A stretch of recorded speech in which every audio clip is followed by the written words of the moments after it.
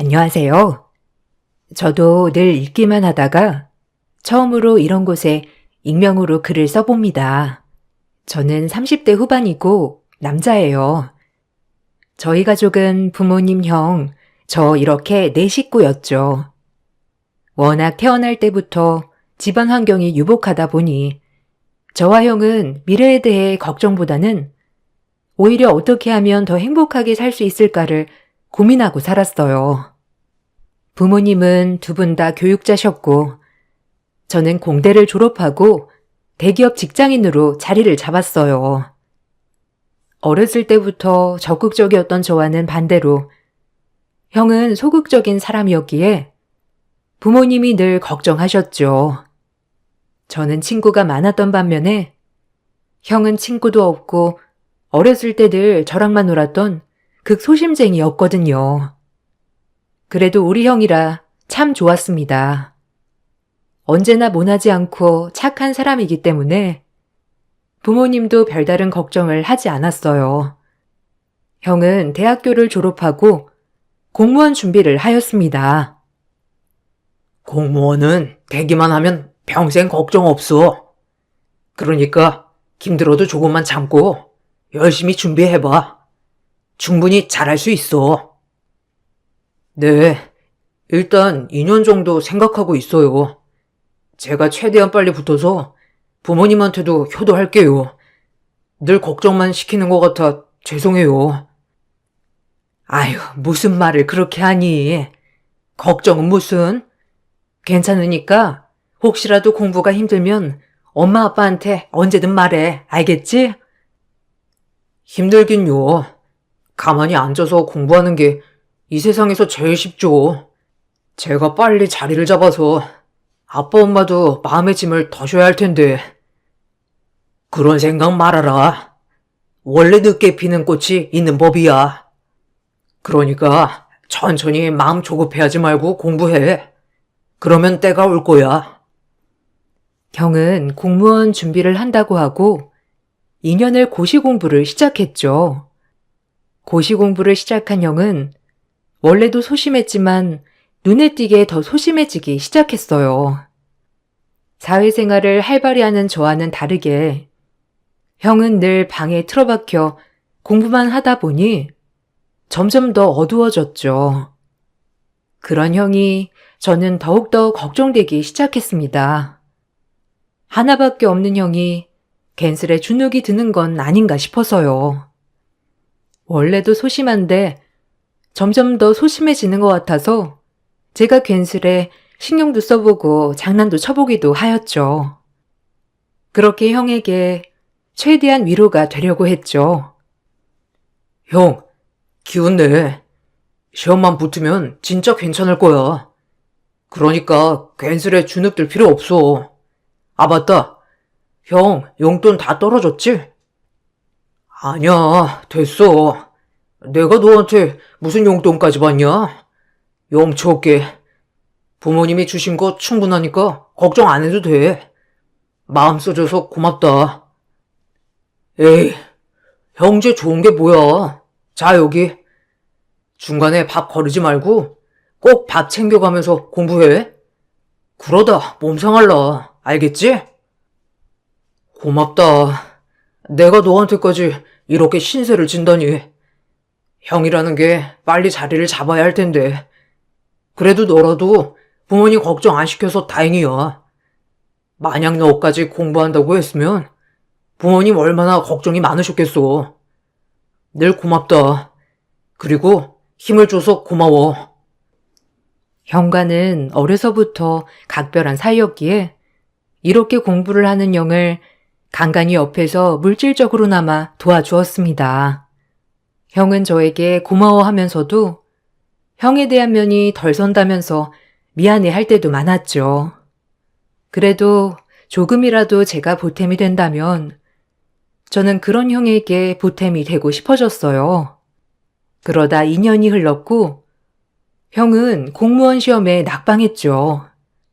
시험에 떨어져서 큰일이 났다기보다 낙담할 형의 모습에 엄마와 아빠 그리고 저는 오히려 형의 마음을 먼저 헤아렸어요. 그 정도로 형을 많이 신경 쓰려고 했죠. 형, 괜찮아? 그래도 내년에 또 있으니까 마음 좀 추스르고 너무 낙담하지 마. 좋은 기회는 분명히 올 거야. 내 친구 영수 알지? 영수는 지금 공무원 준비만 4년째 하잖아. 그 정도로 요샌 경쟁률도 심하고 공무원 되기가 진짜 하늘의 별 따기잖아. 그래, 민수 말이 맞아.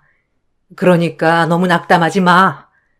엄마 아빠는 꼭 네가 공무원 하지 않아도 되니까, 알겠지? 늦게 피는 꽃이 있다고 했지. 그러니까 민철이도 낙심하지 말고 조금만 더 노력해보자. 공무원이 아닐 것 같으면 애초에 다른 길로 가도 괜찮아. 그러니까 언제든 주저 말고 말하렴. 네가 괜히 공무원 한다고 해서 우리가 너한테 부담만 준 건 아닐지. 이렇게 부모님과 제가 형을 위로하였는데 형이 예상 밖의 말을 내뱉었죠. 형의 한마디에 저희는 혼란의 상태가 됐어요. 그렇게 착하고 늘 고분고분하던 형이 갑작스레 모든 걸 그만두고 결혼을 한다고 한 것이었죠. 저희는 형의 연애에 대해 꿈도 꾸지 않았기에 너무 당황스럽긴 마찬가지였습니다. 연애만 하는 게 아니라 지금 당장 결혼을 하고 싶다고 했으니까요. 저 사실 시험을 떠나서 결혼하고 싶은 여자가 생겼는데 허락해 주세요. 제가 공부할 때 큰 힘이 돼준 여자친구예요. 형, 여자친구가 있었어? 와, 대박 쇼킹인데? 아니, 어떻게 만난 거야? 공무원 준비 전부터 알게 된 여자야? 뭐라고? 아니, 갑자기 결혼이라니. 결혼이 무슨 애들 장난인 줄 아니? 너 시험 떨어져서 힘들어할까봐 우리는 이렇게 네 눈치를 보고 있는데 뜬금없게 결혼이란 소리를 해? 너 너무 충격받아서 그러는 거 아니니? 이 문제는 나중에 얘기하자. 기뻐하는 저와 다르게 엄마와 아빠는 걱정 어린 눈빛이었어요. 그도 그럴 것이 아직 형은 이렇다 할 직업도 없었고 지금 공무원 준비를 하다 떨어졌는데 갑자기 결혼을 한다고 하니 엄마와 아빠는 걱정이 앞선 것도 사실이었죠. 저도 그건 이해했고요. 형은 한다면 하는 사람이었기에 걱정이 많이 되었죠. 저렇게 한번 마음먹기 시작하면 직진만 하는 남자였기 때문이었죠. 그래도 네가 아직 직업도 없는데 결혼은 이른 거 아니니? 뭐 하는 사람이야? 회사원이냐? 네가 꼭 공무원을 하지 않더라도 번듯한 직업이라도 있어야 저 자식 먹여 살리지 않겠소? 갑자기 결혼을 한다고 하니까 당황스럽구나. 이 얘긴 나중에 하자. 저도 많이 생각한 거예요. 그냥 지금 결혼 먼저 하고 다시 공부 시작하고 싶어요. 그렇게 허락해 주시면 안 될까요? 민철아, 말이 되는 소리를 해야지. 뭐 하는 사람인데.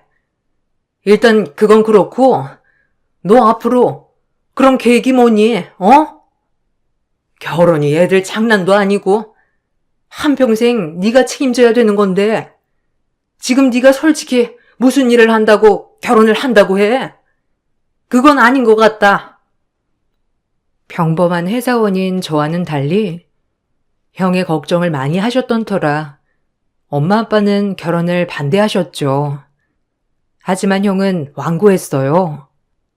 결혼을 하고 취직을 하던지 공부를 하던지 둘 중 하나를 하겠다였고 형의 완고한 고집에 결국 엄마 아빠는 허락해 주었죠. 하지만 형이 결혼을 하겠다고 데리고 온 여자를 보는 순간 저희 집은 다들 입을 다물지 못했죠. 형이 공부하면서 자주 갔던 식당의 여종업원이었기 때문이었어요. 부모님은 종업원이라 반대했다기보다 그렇게 믿고 공부를 시켰는데 그럼 그동안 연애질만 한 거냐고 화가 나셨죠. 저 역시도 그럼 2년 동안 저렇게 부모님 몰래 만나면서 연애도 하고 공부는 등한시했다고 생각하며 실망감이 먼저 들기 시작했죠. 뼈 빠지게 돈 벌어서 뒷바라지 시켰더니 그동안 식당 드나들면서 연애진이나 한 거야? 아유, 한심해. 어떻게 그렇게 한심해? 유일하게 저한테 위로가 돼준 사람이라고요. 그러니까 그냥 엄마 아빠는 허락해 주세요. 제가 행복하다는데 왜 말리시는 거예요? 아휴, 기가 막혀. 민철아, 너 정말 엄마 이렇게 실망시킬래? 엄마가 너한테 많은 걸 바랬어? 아휴, 지 손으로 뭐 하나 이룬 것도 없으면서 결혼을 한다고 하질 않나? 그 결혼할 상대가 고시식당 종업원? 너 정말, 아휴, 마음대로 해. 알아서 하란 말이야. 제가 책임질 거예요. 유나 책임질 수 있으니까 그냥 허락만 해주세요. 어차피 허락 안 해주셔도 전 결혼은 할 거니까. 부모님은 결사 반대를 하셨지만 어려서부터 한 고집했던 형을 이길 수는 없었죠. 그렇게 처음으로 형수님이 인사 오는 날 보통이 아니라고는 느꼈지만 대단했습니다. 형을 어떻게 구워 삶았는지 알 것 같더군요. 부모님도 썩 내켜하진 않으셨지만 이왕 허락하기로 한 거 좋은 마음으로 허락하자라고 생각하시는 것 같았고요. 그 대바라진 모습이 참 인상적이었어요. 안녕하세요. 처음 뵙겠습니다. 민철 씨한테 말씀 많이 들었어요. 제가 민철 씨가 식당에 올 때마다 소시지를 무료로 많이 줬거든요. 이게 인연이 되어서 여기까지 온 건가 봐요. 어머님, 아버님, 그리고 도련님, 잘 부탁드릴게요. 예쁘게 봐주세요. 아, 네. 저희도 형한테 말씀 많이 들었어요. 그래도 공부할 때 옆에서 힘이 돼주기가 쉽지 않았을 텐데 감사합니다. 에이, 뭐 제가 한 게 있나요? 민철 씨야 굳이 공무원 시험에 붙지 않더라도 장남이고 뭐 재산도 있다고 하니까 저야 손해볼 건 아니죠. 안 그런가요? 제가 좀 솔직한 스타일이거든요. 그래서 그런 거니까 놀라지 마세요. 요즘 사람들이 아무리 솔직하다고는 하지만 좀 많이 솔직하네. 그럼 결혼하고 계속 일은 할 거니? 아, 뭐 일을 해야 한다면 하겠지만 민철 씨도 그렇고 결혼하면 제가 민철 씨가 잘 되게 내조해야 하지 않을까요? 둘 다 이렇다 할 계획이 없구나. 참. 한 명이 계획이 없으면 한 명이라도 계획이 있어야 할 텐데. 정체적 난국이야 아주. 아유, 걱정 마세요. 유나랑 함께라면 모든 걸 헤쳐나갈 수 있으니까요. 그러니까 엄마 아빠는 저만 믿어주시면 돼요. 형에게 딸려올 재산을 생각한다는 말에 아빠와 엄마는 표정이 굳어졌고 저 역시도 마찬가지였어요. 순진한 형을 저 속물스러운 형수가 정말 단단히 구워 삶았다고 생각하며 형을 말리고 싶었죠. 하지만 이미 형수에게 콩깍지가 씌인 형은 저희가 말린다고 말려지지 않았어요. 부모님은 정말 울며 겨자 먹기로 결혼을 승낙하셨고 그렇게 결혼식을 진행하게 되었어요. 부모님은 직업도 없는 형에게 결혼 선물로 건물을 하나 증여해 주시면서 건물세라도 받고 살라고 하셨죠. 그렇게 형은 저희 집과 완전히 독립을 한 채 살아갔습니다. 부모님은 마음 한편엔 계속 똘똘음해 하셨지만 이제 결혼도 했으니 이젠 그만 신경 끄자라고 하셨죠. 민수, 너도 잘 들어. 엄마는 진짜 네 형한테 모든 걸 다 포기했어. 어려서부터 마음도 약하고 소심한 형이 혹시라도 잘못될까봐 늘 오냐오냐 키웠는데 엄마가 정말 잘못 키운 것 같아. 이제 와서 뭐라고 하겠냐마는 넌 정말 엄마 실망시키지 마. 아휴, 걱정 마, 엄마. 어쩌다 형이. 근데 형수 탓할 것도 없어. 어차피 끼리끼리야. 형도 똑같다고 생각해, 나는. 부모님은 형에게 오로지 기대를 저버리셨기에 이제 남은 저에게 더욱 기대를 하시는 것 같았어요. 그게 부담스러울 때도 있었지만 부모님 마음이 오죽할까 싶어 그 마음을 헤아려 주었죠. 결혼 후 첫 명절이 되었고 형수와 형이 저희 집에 명절을 새러 오는 날 또 한 번 형수 때문에 엄마와 아빠는 크게 불쾌해 하셨어요. 정말 개념이 없는 사람이었죠. 어머, 어머니, 이거 선물 들어온 거예요? 어머님, 아버님 그때 보니까 얼마 안 드시더라고요. 저 이거 가져가면 안 돼요? 아무래도 이거 친정 갖다 드리면 좋아할 것 같은데. 이거 이따 저희가 가면서 가져갈게요. 여보, 이거 좀 싸놔. 우리 이거 가져가자. 어머, 그래도 선물 들어온 건데 그렇게 막 함부로 가져가면 어떡하니? 사돈 어른께 드릴 거는 우리가 따로 마련해 놨으니까 그건 다시 제자리로 갖다 두렴. 아버님 친구분이 선물해 주신 거 우리도 뜯어보지도 않은 거를 그렇게 마음대로, 아휴. 어머, 아끼다 똥돼요, 어머니. 그래서 민철 씨네가 부자가 됐나? 하여튼 이것도 저희가 가져갈게요. 이거 저희 친정아버지가 굉장히 좋아하시는 과일이거든요. 보니까 아버님은 과일도 잘 드시지도 않던데요. 그냥 저희 주세요. 민철 씨, 챙겨.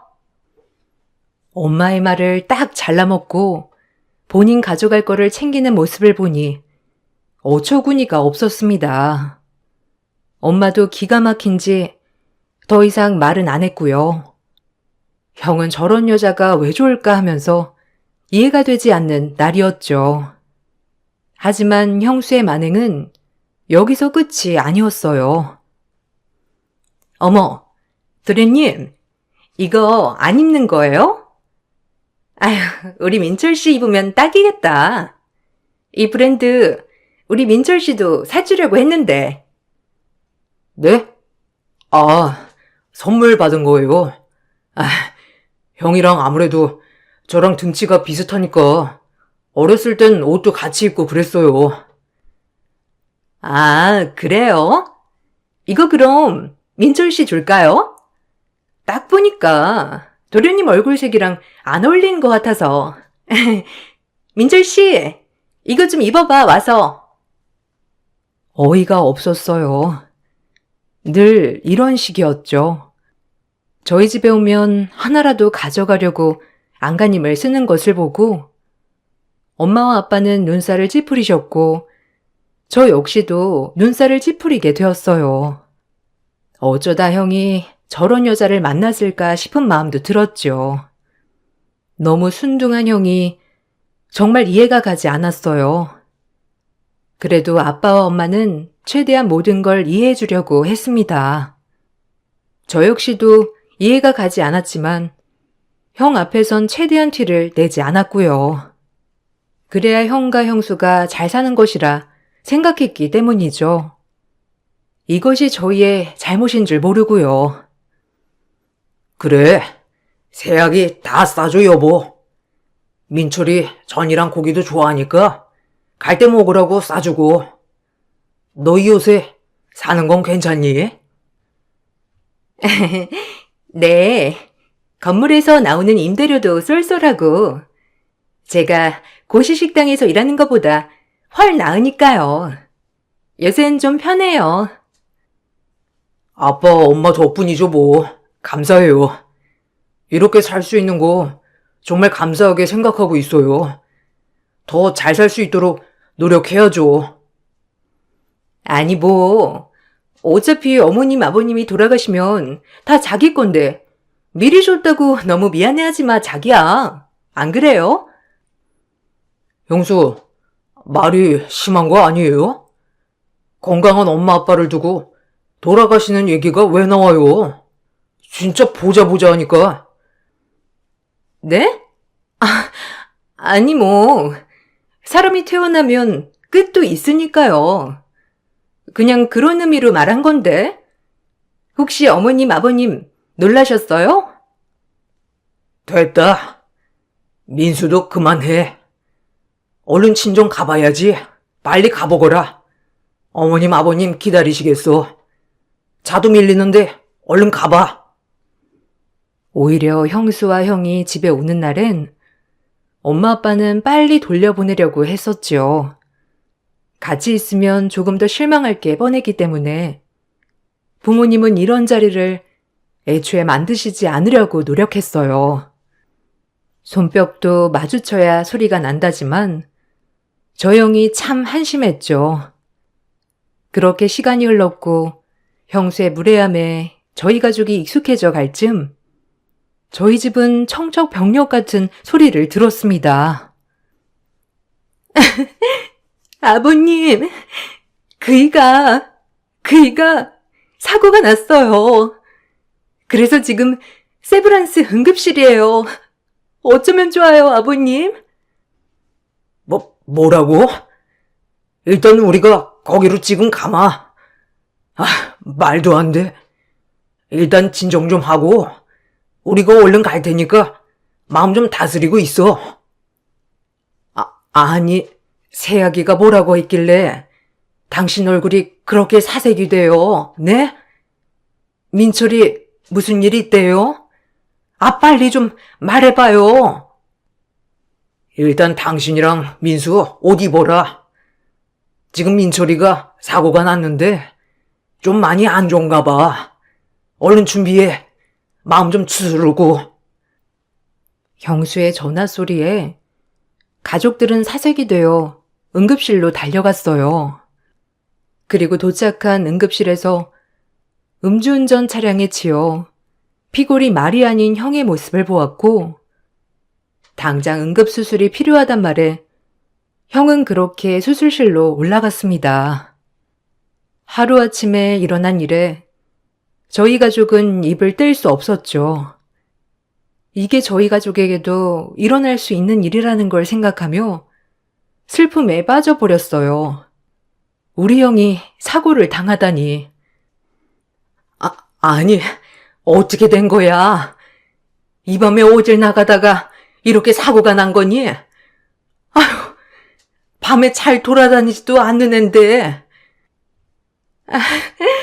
그러니까요. 제가 아이스크림 먹고 싶단 말만 안 했어도 다 제 탓이에요. 그 음주운전 차량에 치였다고 저도 얼마나 놀랬는지. 일단 새아기 마음 좀 추스러라. 당신도 우리 민철이 꼭 일어날 거니까 너무 낙심하지 말고 우리 긍정적으로 생각해보자. 13시간이 흐르고 형의 수술이 끝났죠. 형은 얼굴뼈가 이미 으스러졌고 뇌가 함몰이 되었다고 했어요. 그래서 수술 과정도 굉장히 복잡했다고 했죠. 여기서 깨어나면 기적이고 아니면 식물인간이라고 의사 선생님이 말씀을 하더라고요. 얼마나 기가 차던지. 상태가 많이 안 좋습니다. 이대로 깨어나면 기적일 텐데 거의 내사 상태가 오는 경우도 많아요. 환자분은 아직 내사까지는 아니지만 이대로 못 깨어난다면 식물인간 상태가 지속되지 않을까 싶습니다. 수술은 최선을 다해 진행하였고요. 그럼 이만. 그럼 형이 영영 못 깨어날 수가 있다는 건가요? 아니, 어떻게 그럴 수가 있죠? 아니라고 해주세요. 제발요. 네? 뭐라고 드릴 말씀이 없습니다. 죄송해요. 저희도 이렇게 교통사고로 오는 환자들 중에 이번 같은 경우가 가장 안 좋은 케이스여서. 의사 말이 떨어지자마자 엄마는 졸도를 하였고 아빠도 크게 상심을 하였죠. 저도 너무 마음이 아팠지만 엄마와 아빠를 챙겨야 했기에 슬퍼할 수만은 없었어요. 형은 그렇게 중환자실에 2달가량 있다가 일반 병실로 옮겼습니다. 형은 말하지도 먹지도 못하는 식물인간이 되었죠. 처음엔 왜 우리에게 이런 일이 일어났을까 원망도 했지만 이제는 형이 살아있다는 거에 의미를 두기로 했어요. 모두 낙심하지 마세요. 그래도 살아는 있으니까 우리 형 꼭 깨어날 거예요. 엄마 아빠 힘내요. 우리 형 의지 알잖아요. 그래, 민철이 꼭 깨어날 거야. 네 형 불쌍해서 어쩌면 좋니? 여보, 어떡해 우리 민철이, 민철아, 눈 좀 떠봐 제발. 엄마, 울지 마요. 형도 다 들을 순 있다잖아. 엄마가 슬퍼하면 형이 얼마나 슬프겠어, 안 그래? 그러니까 마음 좀 추슬러요. 전 오히려 엄마에게 용기를 주었어요. 형수도 제정신이 아니었지만 2달 동안 마음을 많이 추슬렀는지 전보다는 많이 밝아졌죠. 그렇게 저희는 교대로 수시로 형을 들여다보고 돌보기 시작했습니다. 주말엔 제가 무조건 쉬는 날이기 때문에 주말엔 제가 거의 형을 돌보기 시작했고 평일엔 엄마와 형수가 교대로 형을 돌보기 시작했죠. 아빠도 가끔 돌보시고요. 그렇게 온 식구가 밤낮 없이 형을 돌보았는데 어느 날 형수가 연락이 안 되기 시작했어요. 얼마나 당황스럽던지 엄마는 이상하다고 갸우뚱하였죠. 아니, 너네 형수가 전화를 안 받는다. 오늘 저녁부터 교대하기로 했는데 얘가 무슨 일 있나? 이렇게 전화 안 받을 애가 아닌데. 형수, 너무 고단해서 잠들었나? 내가 이따 집에 한번 가볼게요. 형수도 힘들겠지.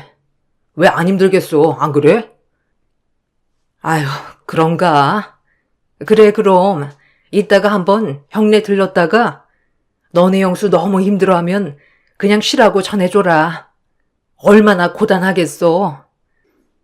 그렇게 전 연락이 되지 않는 형수의 집에 방문을 하고 또 한 번 기함했어요. 형수의 모든 짐이 다 빼고 형이 가지고 있던 장롱 속에 인감도장과 통장 7개가 모조리 사라졌기 때문이에요. 그리고 형수는 그때부터 연락이 되지 않았습니다. 속으로 절대 아닐 거라 생각하고 또 생각했지만 형수는 그 뒤로 저희와 모든 연락을 끊었고요. 심지어 저희를 차단했어요. 배은망덕한 것? 건물 주고 배부르게 살게 해준 게 누군데? 우리 아들 저렇게 되자마자 모든 걸 가지고 튀어? 기가 막혀. 형수, 처음부터 마음에 안 들었는데 어떻게 하실 거예요? 아니, 우리 형 불쌍해서 어떡해요? 가만 안 둬, 이년 내가. 그만해. 어쩜 그렇게 사람 보는 눈이 없는지. 민철이도 참 순하기만 해서 평생을 이용만 당한 거야. 친구들한테도 와이프한테도 우리가 그때 뜯어 말렸어야 해. 아무것도 없는 고시생 돈 보고 달려든 거지 뭐. 아휴, 여보 어떡해요 이제? 이미 통장에 돈은 다 빼갔대요. 에휴, 빠르기도 하지. 아직 혼인관계에 있어서 형 돈을 쓰는 건 저희가 제지할 수 없고요. 그렇게 형수는 저희와 연락을 차단한 채 돈을 들고 튀었습니다. 그리고 뭘 하는지 소식도 딱 감췄죠. 형을 간병하면서 형이 불쌍한 거 반, 답답한 거 반, 2가지 마음이 들더군요. 얼마나 사람 보는 눈이 없기에 이렇게 뒤통수를 맞냐 싶다가도 평생 친구도 없이 소심한 형이 얼마나 자기한테 잘해줬으면 저렇게 마음을 열고 결혼을 밀어붙였을까 싶기도 했고요.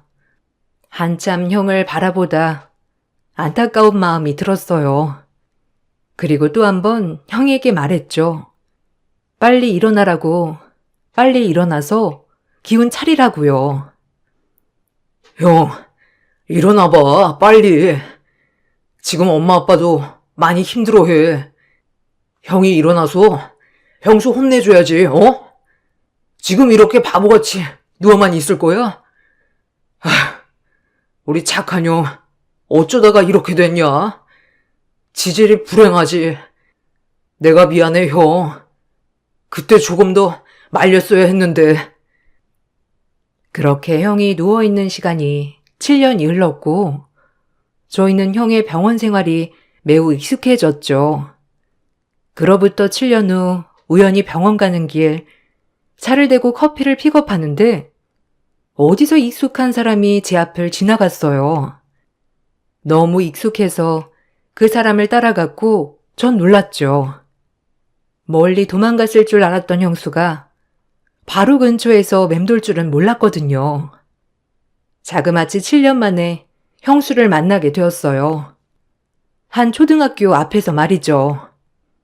사람은 되짚고는 못 산다는 말이 아주 딱이었죠. 그리고 이렇게 원수가 외나무 다리에서 만나듯 만나게 될 줄은 전혀 몰랐어요. 형수, 아니에요? 박윤아, 당신 맞지? 네가 사람이야? 우리 형 아프니까 바로 버리고 형 돈을 다 들고 튀어? 우리가 너 때문에 얼마나 황당했는 줄 알아? 너 잘 걸렸다. 당장 엄마 아빠한테 가서 싹싹 빌고 그 돈 다 모조리 토해내. 알겠어? 소송 걸 거야, 너한테. 도련님? 아니, 여긴 어쩐 일로? 원래 이 길로 안 다니잖아요. 아니, 제 말 좀 들어봐요. 전 도망간 게 아니라 나중에 제가 돈 좀 불려놓고 다시 나타내려고 했어요. 그래서 우리 민철 씨 일어나면 놀라게 해주려고 그랬죠. 이거 나요. 안 나요? 저와 형수가 씨름을 하고 있을 때 형수 옆에 웬 낯선 초등학생을 보게 되었어요. 형수와 똑 닮은 얼굴을 한 초등학생. 전 바로 주저앉고 말았습니다. 어떻게 이런 일이 있을 수 있나요?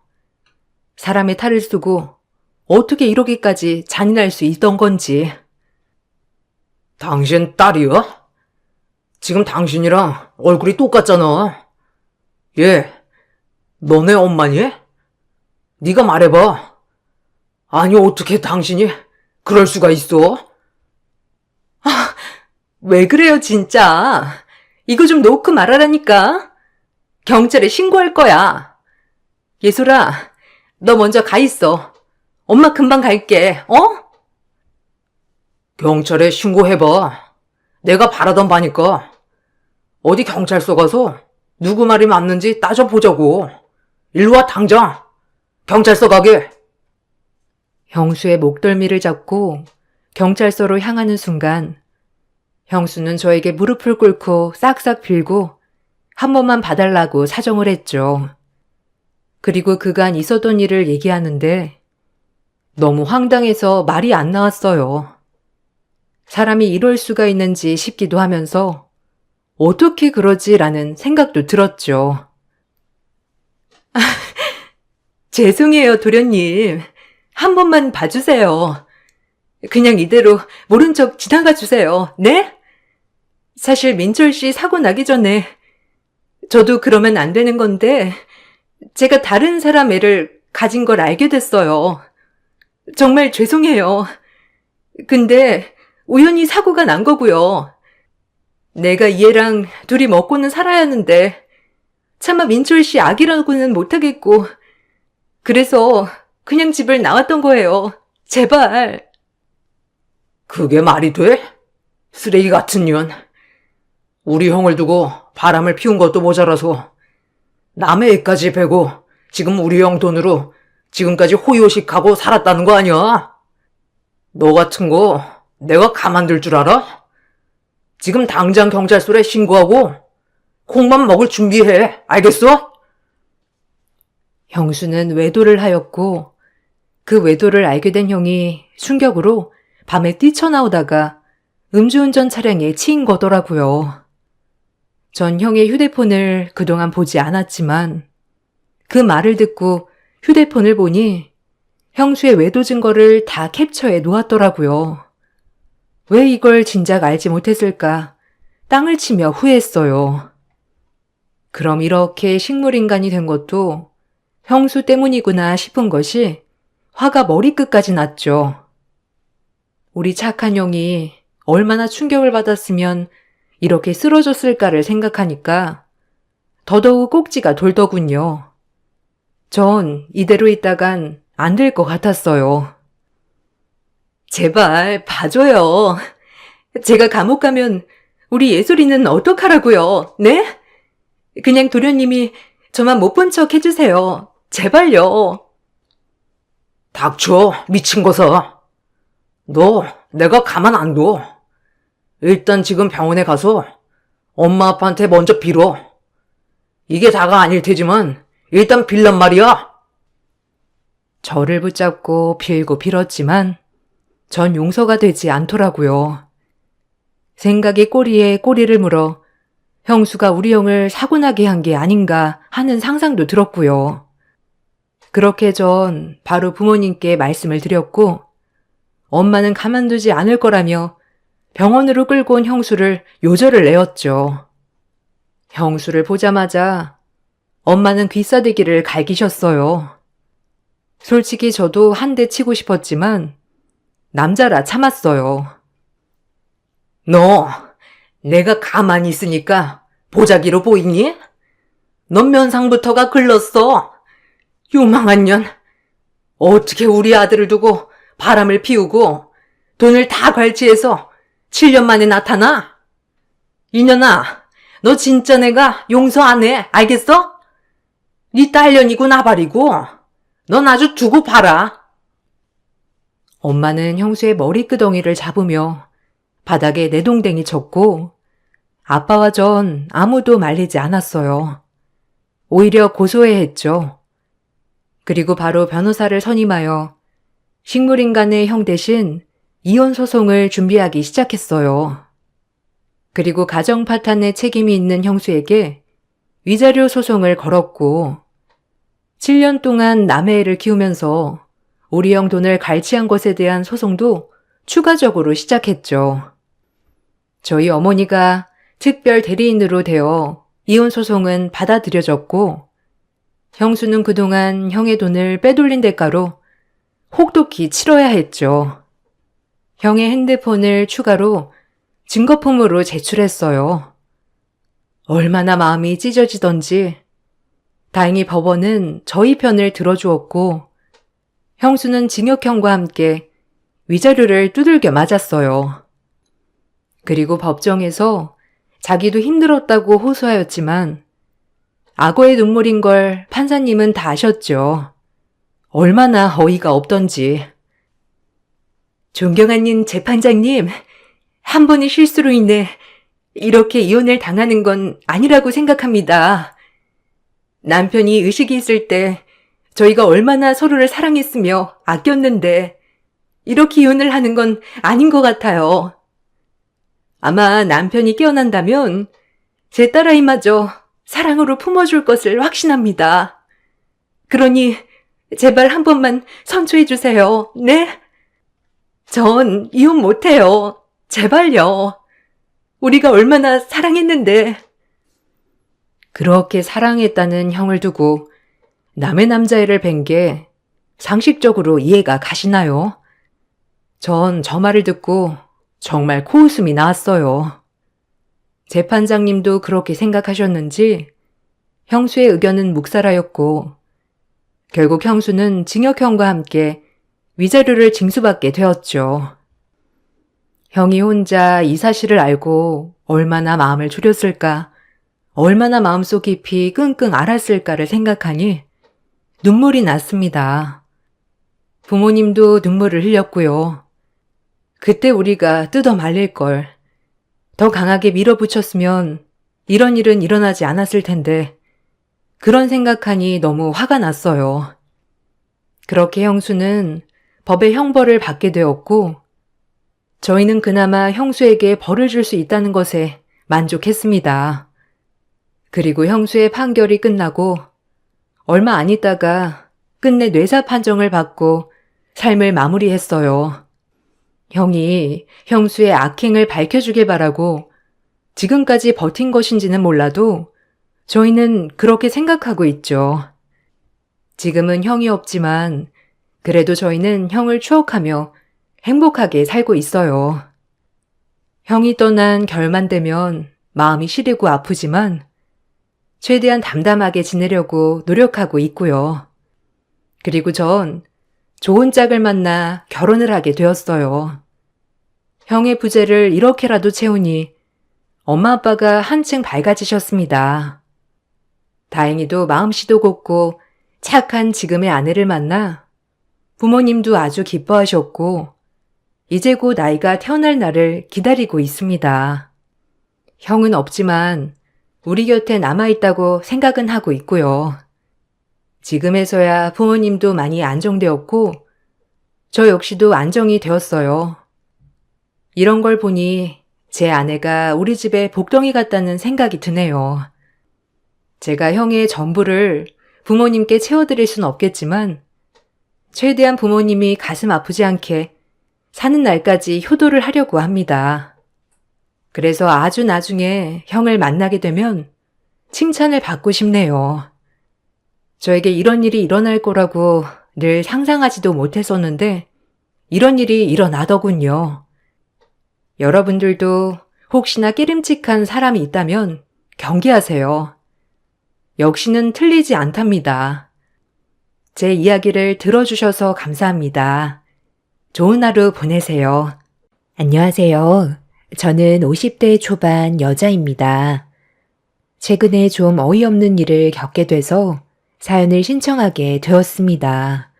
지금도 현재 법적으로 소송 중이긴 한데 예비 며느리였던 상대 집안의 딸이 한 번만 용서해달라고 사정하고 있는 상황이라 고민 중에 있습니다.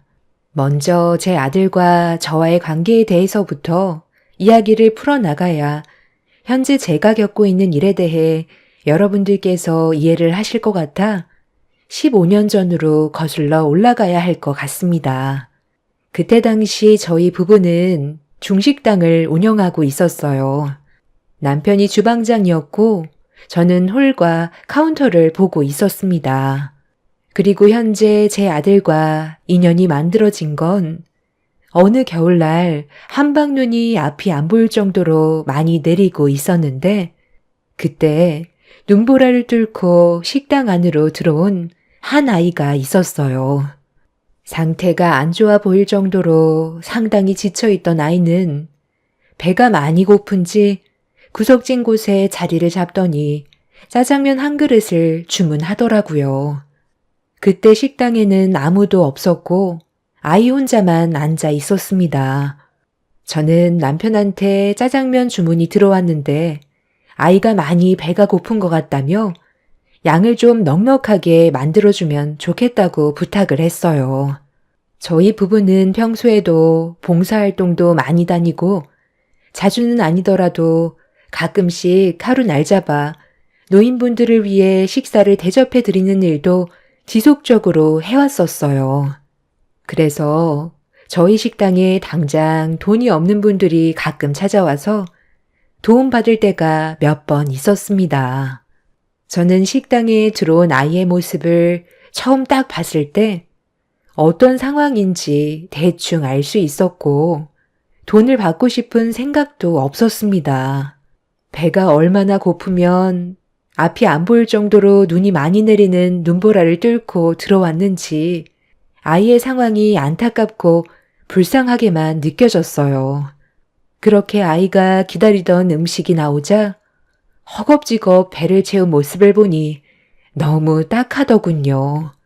추운 겨울날 입고 있던 옷도 두껍지 않은 얇은 옷을 입고 있었는데 상당히 낡은 상태였죠. 주방에서 음식을 만들고 나온 남편은 짜장면을 허겁지겁 먹고 있는 아이를 보더니 다시 주방으로 들어가 볶음밥과 탕수육을 추가로 만들어 저에게 내어 주었어요. 아이는 볶음밥과 탕수육을 보더니 자기가 주문한 게 아니라고 당황해 하길래 서비스라며 긴장하고 있는 얼굴을 바라보면서 미소로 아이의 긴장을 풀어 주었습니다. 그렇게 추가적으로 내어준 음식까지 깨끗이 비운 아이는 카운터로 걸어오더니 머뭇거리면서 주머니를 뒤적거리더니 전혀 예상하지 못한 물건을 건네 주었습니다.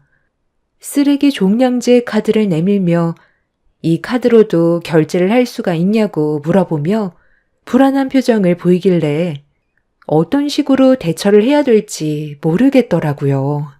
그런데 이 모습을 지켜본 남편이 제 옆으로 다가와 건네봤더니 결제를 하는 척 하면서 저희 식당에서만 사용할 수 있고 다른 곳에서는 사용할 수 없는 카드라면서 배고플 때마다 밥 먹으러 오면 된다고 좋게 대화를 풀어 나갔습니다. 그렇게 집으로 돌아간 그 아이와 저희 부부의 인연이 시작이 되었고 가끔 식당에 찾아온 아이는 매번 종량제 카드를 내밀며 짜장면을 사 먹었습니다. 저희 부부는 아이의 집안 사정을 단 한 번도 물어본 적이 없었어요. 혹시라도 저희가 아픈 곳을 건드릴 수도 있기 때문에 음식만 제공을 해 주고 있었습니다. 그런데 어느 날 저희 식당에 찾아온 한 여자가 짜장면을 먹고 있는 아이의 귀를 잡아당기면서 식당이 떠나갈 정도로 화를 내며 밖으로 끌고 가고 있었어요. 저는 너무 놀라 여자를 붙잡았어요. 누구신데 다짜고짜 이 아이한테 화를 내는 거죠? 아직 다 먹지도 않았는데 무작정 끌고 나가시면 어떡해요. 대충 봐도 친엄마는 아닌 것 같은데 이거 놓으시죠. 아니, 당신이 뭔데 참견이야. 얘 때문에 내가 얼마나 속이 썩어 들어가는지 알아? 내가 친엄마는 아니더라도 얘를 먹여주고 채워주고 있으니 엄마나 다름없지. 관리해야 될 애들이 얼마나 많은 줄 알아? 너 내가 보육원에서 나가지 말라고 그랬지? 너 하나 없어지는 게 문제가 아니라 사고라도 나면 내 입장이 곤란해진다는 거 몇 번이나 말했어. 저번에도 나가지 말라고 크게 혼났으면 말귀를 알아들어 먹어야지. 이리 와. 너 혼자만 생활하는 것도 아닌데 계속 멋대로 굴 거야? 저기 일단 놓고 얘기하세요. 보육시설이라뇨. 그럼 이 아이는 부모가 없다는 말인 거예요? 아니 그래도 그렇지 정신없이 밥을 먹고 있는 아이를 무작정 끌고 나가면 어떡해요. 다 먹을 때까지 기다려줄 수 있는 거잖아요. 보육원에서 밥을 얼마나 시원찮게 줬으면 며칠 굶은 애처럼 허겁지겁 먹고 있었다고요. 참나, 원장인 내 말을 안 들었는데 무슨 밥을 줘요? 굶기지 않을 정도로 저희가 알아서 잘하고 있으니 그런 건 신경 쓰지 마시죠. 근데 너 지금 뭐 하는 거니? 이리 내놔봐라. 뭐야 이건? 어디 갔나 했더니 네가 가지고 있었어? 이걸로 여태껏 이 식당에 와서 음식을 먹은 거야? 이건 신용카드가 아니라 쓰레기 종량제 카드라고. 음식을 사 먹을 수 없는 카드인데 내 지갑에서 몰래 카드를 꺼내 가지고 나온 거야? 당신들이 지금 무슨 짓을 저질렀는지 알아요? 딱해 보인다고 무상으로 음식을 제공해 준 것 같은데 얘는 쓰레기 종량제 카드만 있으면 밥을 사 먹을 수 있다고 생각한다고요. 그럼 나중에 다른 곳에서 문제를 일으키게 되면 당신들이 책임질 거예요. 그쪽 딴에는 좋은 일 한다고 생각하겠지만 이게 저희들한테는 상당히 피곤한 일이 되는 거라고. 지금까지 먹었던 음식값 얼마예요? 오죽 딱해 보였으면 그랬겠습니까? 돈 받을 생각 애초부터 없었고, 혹시 몰라 그 카드는 저희 식당에서만 사용할 수 있고, 다른 곳에서는 사용하지 못하는 카드라고 얘기해 줬었습니다. 이 아이가 계속 밖으로 맴돈다면, 그건 보육시설에 문제가 있으니까 그런 거 아니에요. 아이가 얼마나 배가 고프면 찾아오겠어요. 그건 저희들이 알아서 할 교육 문제니까 그런 것까지 일일이 설명드릴 필요 없다고 생각하는데요. 자기가 뭘 잘못했는지 알아야 다음부터 사고를 안 친다고요. 어찌됐든 음식값은 안 받겠다는 거죠? 다음에 이걸로 딴소리 하면 안 됩니다. 너는 내가 마지막으로 경고하는데 한 번만 더 밖으로 나오면 그땐 평생 세상 빛을 못 보게 될 줄 알아. 다른 애들은 조용히 쥐 죽은 듯이 지내고 있는데 너만 왜 설치는 거야? 다른 애들도 보고 배우기 전에 오늘 따끔하게 혼 좀 나야 되겠다. 아니, 당신이 뭔데 아무 잘못도 없는 아이를 혼낸다는 거예요. 배가 고파서 밥 좀 먹겠다는 건데 그게 잘못됐어요? 이 아이가 일탈해서 지금 문제가 생겼나요? 조용히 밥만 먹고 들어간 걸로 알고 있는데 큰 사고 없이 다시 제자리로 들어간 것만도 다행 아니에요? 당신이 운영하는 보육시설에 이 아이를 맡기고 싶지 않네요. 그래서 입양이라도 하겠다는 거예요? 당신 같은 사람들 내가 한두 번 겪은 줄 알아? 당신들 애 안 키워봤지? 딱 보니까 아직 아이가 없는 것 같은데 처음엔 당신들처럼 아이한테 접근해서 도와주는 경우 정말 많아. 애가 딱하고 불쌍해 보이니까 마음이 아파서 입양 결정하지. 그런데 나중엔 이 핑계 저 핑계 대더니 결국 아이를 다시 보육시설로 놓고 가버리더라고. 무슨 애완동물 키우다 버리는 것 마냥 상황이 안 된다고 하거나 아이랑 살아보니까 자기들과 마음이 맞지 않는다며 무슨 육아체험 경험해 보는 것처럼 아이를 데려다 키우고 몰래 놓고 간 뒤 잠적해버리는데 내가 그걸 한두 번 겪었는지 알아? 그런 아이들한테 마음에 상처를 주느니 차라리 내 옆에 있는 게 100배 1000배 낫다고. 당신들도 지금은 이런 상황이 안타까워 보여서 욱하는 마음에 입양한다 하겠지만 그건 이 아이한테 악영향을 줄 수도 있는 거라고. 괜한 기대가 상처로 돌아올 수 있다는 거야. 쓸데없는 얘기하지 말고 본인들 몸이나 간수 잘하세요. 보육원 원장이라는 사람은 아이를 데리고 식당 밖으로 나가 차에 태웠고 저는 그런 모습을 보고 있으면서도 아무것도 할 수가 없었습니다. 제 친아들이 아니었기 때문에 지켜볼 수밖에 없었죠. 아이는 차에 올라타기 전까지 저희 부부에게 눈을 떼지 못했고 그 눈빛이 제 마음을 너무 아프게 만들었어요. 저희 부부가 아이를 가질 수 없는 몸은 아니었는데 워낙 삶이 바쁘고 봉사활동 위주로 살다 보니 아이 키울 여건이 만들어지지 않아 가질 생각을 하지 못하고 있었어요. 남편과 단둘이 직원 없이 중식당을 운영한 이유도 그런 인건비 모아서 불우한 사람들을 돕기 위해 남편과 단둘이 식당을 운영했었습니다. 그런데 그날 아이와 헤어지고 난 뒤 하루도 마음이 편하지가 못했어요.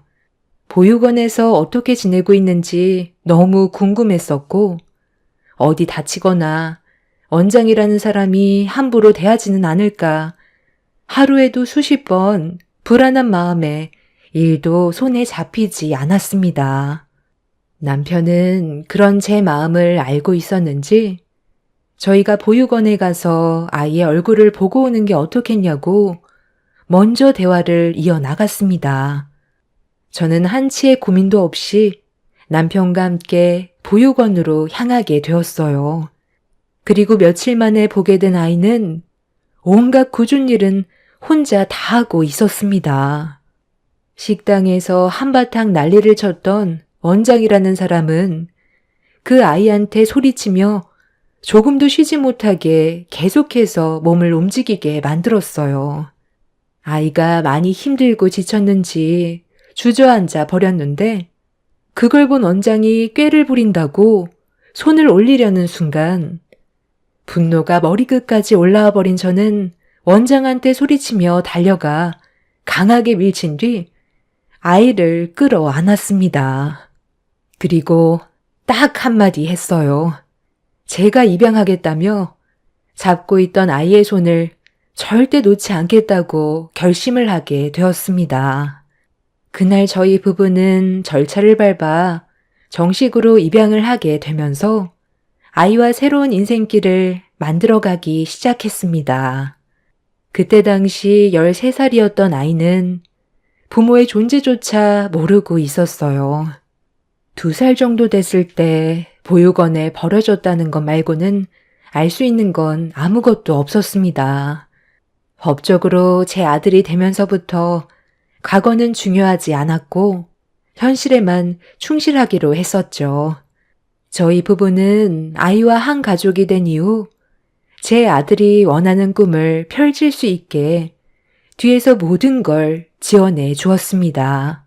살면서 당연히 웃고 울 때도 많았지만 그런 시간을 이겨내 오면서 서로 의지하다 보니 더욱더 가까워질 수 있었습니다. 정신없이 각자의 위치에서 열심히 살다 보니 어느새 저희 부부의 얼굴에는 주름도 많이 생기고 예전과 다르게 많이 변해 있었어요. 그에 반해 제 아들은 아주 잘생기고 건강하게 잘 커주었죠. 무엇보다 자기가 이루고 싶은 꿈을 펼치게 된 모습을 볼 수 있어서 저희 부부 삶의 만족감은 상당히 컸었어요. 이런 행복이 앞으로 평생 이어지길 간절히 바라며 안정적인 삶을 살아가고 있는데 어느 날 아들이 결혼하고 싶은 여자가 생겼다는 놀라운 말을 꺼내 놓았습니다. 젊었을 때부터 가정을 꾸리고 싶어 했던 아들이 사랑하는 여자가 생겼는지 결혼 얘기를 꺼냈을 때 좀 놀라긴 했었지만 혼자 자립하려는 의지가 강했던 제 아들의 의견을 존중해 주는 건 당연한 거였습니다. 저희 부부는 결혼하고 싶은 여자가 누군지 얼굴 한번 보자며 식당으로 데려왔으면 좋겠다고 대화를 풀어나갔습니다. 지금까지 함께 살면서 안 좋은 길로 빠지지 않고 바르게 자라준 제 아들이 어느덧 사랑하는 여자를 만나 결혼까지 하게 되는 모습을 보게 된다는 게 실감이 나지 않았지만 행복해하는 얼굴을 보니 모든 걸 다 얻은 느낌이었어요. 만약 제가 그때 아이를 입양하는 거에 두려움이 있어 망설였다면 제 아들의 인생은 지금보다 많이 바뀐 삶을 살고 있었겠죠. 저희 가족보다 더 부유한 집안에 입양을 갔을지도 모르겠지만 악덕했던 그때의 원장을 봤을 땐 제가 입양을 하지 않았다면 아이의 인생은 불행만 펼쳐졌을 확률이 훨씬 더 컸었겠죠. 잘한 선택이었고 남편과 지금까지 살면서 제일 잘한 일인 것 같았습니다.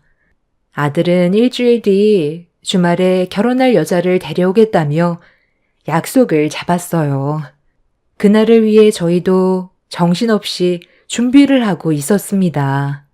꽤 오래돼서 낡았지만 식당 간판도 최대한 깨끗하게 닦고 함께 식사를 하게 될 공간에도 상당히 신경을 많이 쓰게 되었죠. 저희 부부가 시부모 입장에서 예비 며느리를 봐야 한다는 건 가끔 생각은 해봤었지만 막상 현실이 되고 나니 느낌이 좀 이상하더군요. 그렇게 여러 가지로 복잡한 심정을 가진 상태에서 저희 부부가 기다리던 예비 며느리를 보게 될 날이 다가오게 되었고, 저녁으로 일정 계획을 잡게 된 터라 식당 문을 일찍 닫기 위해 마지막 손님을 받은 뒤 마감됐다는 팻말을 붙이려는데, 식당 문을 잡은 여자가 저를 밀치며 무작정 안으로 들어왔어요. 저는 침착하게 미소를 띠며 금일은 사정 때문에 식당 문을 일찍 닫아야 된다고 설명을 드렸는데, 제 말은 듣지도 않고 자리에 앉아 메뉴판을 쳐다보고 있었습니다. 저희도 옷을 갈아입고 준비를 해야 되는 상황이라 다시 한번 좋게 손님께 설명을 드렸는데도 주문을 받으라면서 짜장면과 탕수육을 시켰습니다. 어떻게 해야 될지 몰라 남편한테 물어보니 금방 만들어주겠다면서 다시 주방으로 들어간 남편은 아들과 예비 며느리가 오기 전에 서둘러 음식을 준비해서 손님께 음식을 내어드렸습니다. 그렇게 손님이 식사를 하는 동안 저희 부부는 급하게 식당 안을 정리한 뒤 아들과 예비 며느리와 함께 먹을 음식을 준비했고, 옷을 갈아입으려고 남편이 먼저 들어간 사이 손님은 식사를 끝냈는지 젓가락을 내려놓으며 입을 닫고 있었습니다. 그리곤 저를 빤히 쳐다보더니 손짓을 하길래 가까이 다가가 필요한 게 있냐고 물어봤는데, 그 순간 손님이 먹다 남은 짜장면을 제 얼굴에 들이부었습니다. 너무 순식간에 일어난 일이라 그대로 짜장면을 뒤집어 쓰게 되었고, 충격적인 상황에 그 자리에 멍하니 서 있었어요. 아침부터 미용실에 찾아가 머리 만지고 화장까지 전부 고생해서 했는데, 개념 없는 손님의 행동으로 인해 정말 중요한 날을 망쳐버리게 되었습니다. 이걸 지금 음식이라고 내민 거야?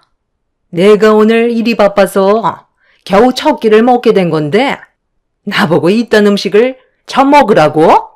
그쪽은 만들기만 했지 먹어보기는 했어? 동네에서 꽤 유명한 중식당이라고 하길래 그래도 어느 정도 기대하고 왔더니만 완전 쓰레기 음식을 팔고 있었네. 이딴 식으로 만들어 놓고 돈을 받으려 들어? 아니, 음식이 마음에 들지 않으면 말로 하면 되지. 지금 이게 뭐 하는 짓이에요? 그쪽이 무슨 짓을 저질렀는지 알아? 오늘이 얼마나 중요한 날인데. 아유, 그게 나랑 무슨 상관이야? 애초부터 음식을 제대로 만들어서 제공을 했으면 이런 일은 생기지 않았겠지. 이 집 소문 좀 났다고 아주 개판으로 운영하는구만. 당신 지금 뭐 하는 짓이야? 옷 갈아입는 동안 갑자기 이게 무슨 일이야? 이 사람이 뭘 잘못했길래 짜장면을 머리 위로 엎은 건데? 불만이 있으면 말로 하면 되잖아. 그쪽이 주방장이야? 짜장면 먹어는 봤어? 이딴 걸 음식이라고 나한테 제공을 한 거야? 아주 형편없더구만. 이딴 걸 팔면서 돈을 받으려 들어? 정말 말 웃기게 하시네. 솔직하게 말하지 그래. 음식이 맛이 없었다고? 정말 맛이 없었으면 한 젓가락 하고 말았겠지. 거의 다 먹어놓고 괜히 돈 내기 싫으니까 이 난리를 치는 거 아니야? 내가 죄송하다고 할 줄 알았나 본데 당신이 저지른 행동이 어떤 문제를 일으키게 될지 감이 안 잡히지? 영업방해죄로 고소해야 정신 차릴래? 내가 오늘 중요한 날이라서 다시 서둘러 준비를 해야 되거든? 조용하게 넘어갈 테니 음식값 지우라고 오늘 아침에 미용실 가서 머리 만진 값만 주면 더는 일을 키우지 않을 테니까 쓸데없이 안 좋은 상황 만들게 하지 말고 조용히 돈만 지불한 뒤 다시는 식당 앞에 얼씬거리지 마. 지금 손님을 상대로 협박하는 거야? 정작 피해를 받은 사람이 누군데 내 앞에서 큰 소리야? 경찰에 신고를 하겠다고? 너 내가 누군지 알아? 갑자기 찾아와 식사를 마친 손님이 그날 일정을 망치게 될 거라곤 상상조차 하지 못했어요. 더 충격적인 건 제가 음식값과 미용실에서 머리 만진 값을 지불하지 않으면 영업방해죄로 경찰에 신고하겠다는 말을 하자 테이블에 있던 빈 그릇을 들어 사정없이 제 뺨을 내리쳐 버렸습니다. 식당 안에 울려 퍼질 정도로 짝 하는 소리와 함께 제 고개가 돌아가는 순간 힘들게 부여잡고 있던 이성의 끈을 놓게 되었고 식탁 테이블에 올려져 있던 탕수육 접시를 그대로 들어 손님의 면상에 그대로 밀어 버렸어요. 그리고 따로 달라고 했던 탕수육 소스를 손님의 머리 위로 전부 부어버린 뒤 경찰에 신고를 하게 되었습니다. 제 인생에 있어 정말 중요한 날이었는데 개념 없는 손님 하나 때문에 그날 일정을 망치게 되자 남편은 급하게 아들한테 전화를 걸었어요. 다른 날로 계획을 해야 될 것 같다며 설명을 하려고 전화를 했는데 탕수육 소스를 뒤집어 쓴 손님이 자기 사이가 누군지 아냐고 법을 다스리는 검사라고 식당 안의 물건들을 전부 집어던지며 난리를 치고 있었어요. 그리고 그와 동시에 식당의 문이 열렸고 아수라장이 되어버린 식당 안의 풍경을 제 아들과 그리고 그 뒤를 따라 들어온 예비 며느리가 전부 보게 되었습니다. 어머니, 아들 왔어요. 저희가 좀 일찍 왔죠? 어머니, 아버지, 이게 지금 무슨 상황이에요? 온몸에 왜 짜장면이 묻어 있는 건데요? 무슨 일 있었어요? 말도 마라. 저 여자가 영업이 끝났다고 했는데도 다짜고짜 막무가내로 들어오더니 음식을 주문하는 거야. 배가 많이 고파 보이는 것 같아. 어쩔 수 없이 마지막 손님으로 받았는데 음식을 맛있게 먹어놓고 형편없다면서 갑자기 먹다 남은 짜장면을 내 머리 위로 엎어버렸지 뭐야. 저 여자는 자기가 뭘 잘못했는지 전혀 모르고 있다.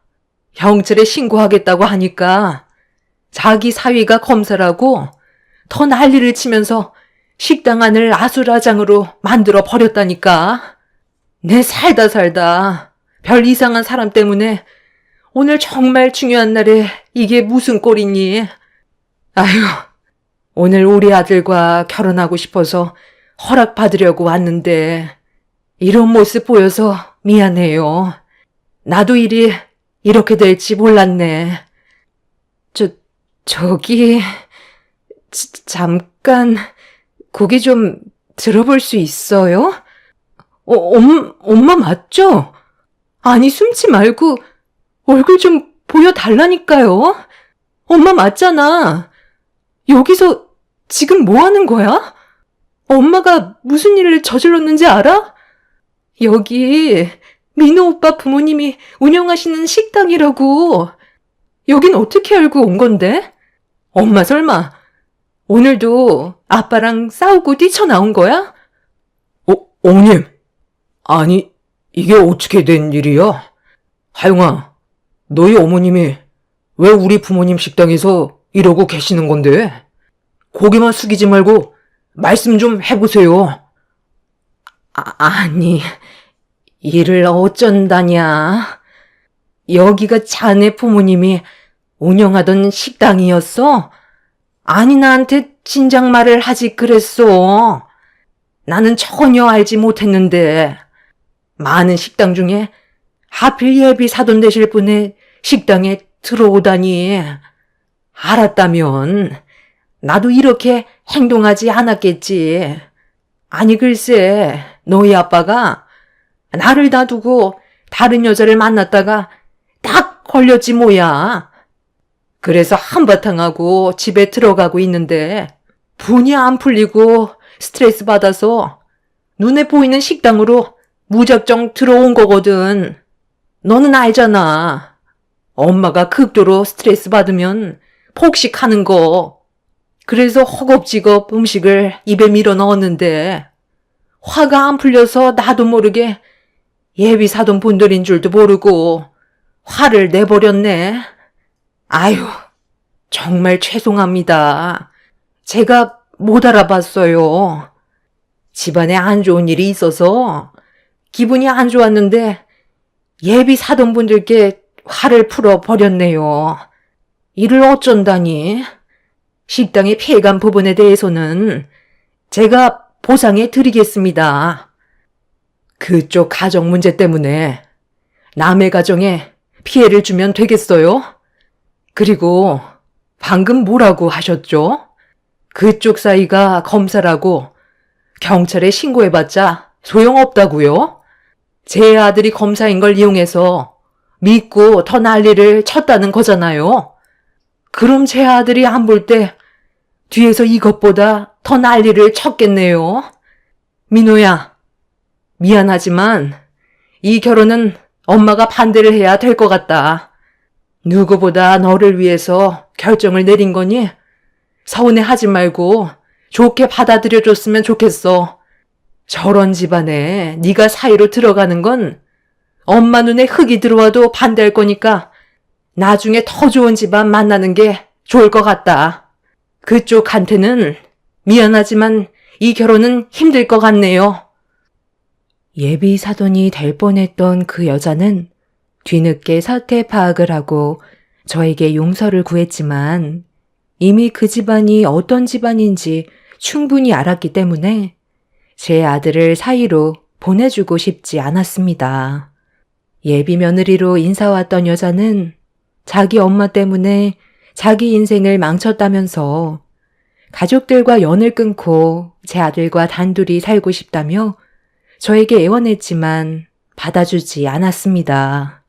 아들도 이런 상황들에 너무 큰 충격을 받았는지 둘의 관계에 대해 다시 진지하게 생각해 봐야 할 것 같다면서 다른 건 다 참아도 자기를 이 자리까지 오게 만들어준 부모님의 마음에 상처를 준 사람은 절대 용서할 수 없다며 식당에서 난동을 부린 여자에게 고소 진행을 했어요. 제 아들이 검사인 걸 알고 있던 여자는 손이 발이 되도록 빌었지만 이미 제 아들의 분노를 막을 사람은 아무도 없었습니다. 저 또한 마음의 상처를 너무 크게 받았던 터라 선처를 해주고 싶은 마음은 없었죠. 그런데 예비 며느리로 인사왔던 그 집안의 딸이 하루도 빠짐없이 식당에 찾아와 용서를 구하고 있어요. 못난 자기 부모를 한 번만 용서해달라며 시키는 건 뭐든 다 하겠다고 매일 찾아오고 있는 중입니다.